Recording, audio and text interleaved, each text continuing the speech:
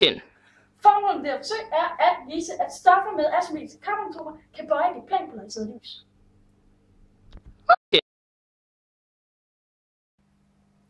Udført.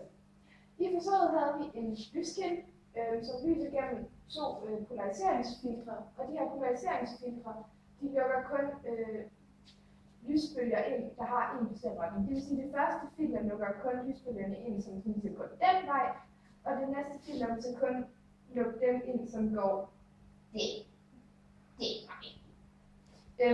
Det betyder, at hvis man lyser lige igennem, uden at have en væske imellem, så vil der ikke komme noget lys ud på den anden side, fordi at begge filtrene lukker for lyset.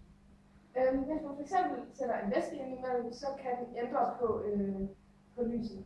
Hvis det er vand, så ændrer det ikke på noget, og der stadig ikke er noget lys igennem. Men hvis det er en væske med et stof, der indeholder asymmetriske karbonatomer, så vil de her asymmetriske karbonatomer dreje på lyset. Det vil sige, at først kommer den måske den vej, og så drejer de på lyset, sådan så at de kan komme igennem det næste filter, og man vil se lys på den anden side. Da vi lavede forsøget, så lyste vi ligesom igennem, og så brugte vi forskellige væsker. Og så vi prikken her, hvor der var lys, og så kunne man indstille, man kunne dreje på de her filtre, sådan så at man kunne se, sådan, hvornår at den plet var mørkest. Og så kunne man se, hvor meget det drejede, hvor meget væsken drejede lyset.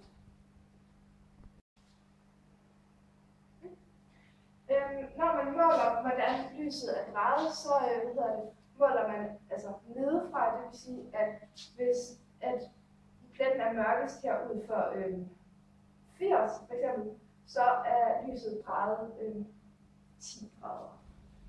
Og man måler fra 90 grader, altså nedefra.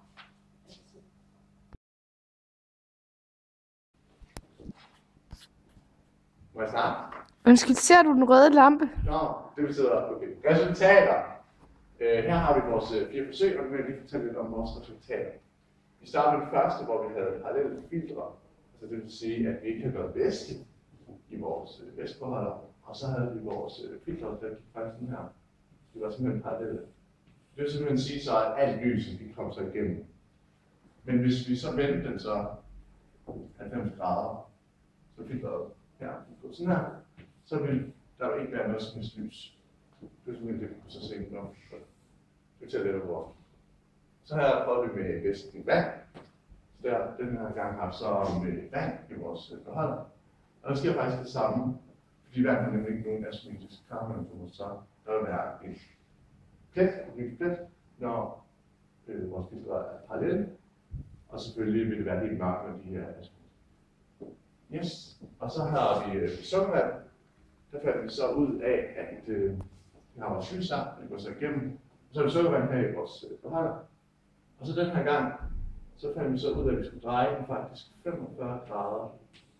Så blev det helt mørkt. Det vil altså sige, at vores væske simpelthen formår at dreje vores lys med 45 grader. Og så har vi til sidst sukkervand opløst i saltsyre. Der fandt vi så ud af, at det drejede, eller når det kom ind, og vi har saltvand herinde, så ville det simpelthen dreje med 45 grader, eller med 15 grader. Så det vil sige, at da vi fik drejet her i hjul sådan her, at det så nogenlunde til derude. Så fandt vi ud af, at så også bare der intet lys på 15 grader, eller ved 85 her. Når vi skal tage fra 90, så er det 15 grader.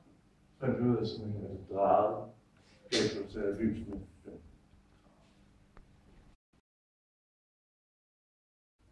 Konklusion. Ud fra vores forsøg, kan vi se, at vores sukkervand og vores sukkervand opløst i saltsyre, det indeholder asymmetriske karbonatomer, fordi at de kan dreje det planpolariserede lys.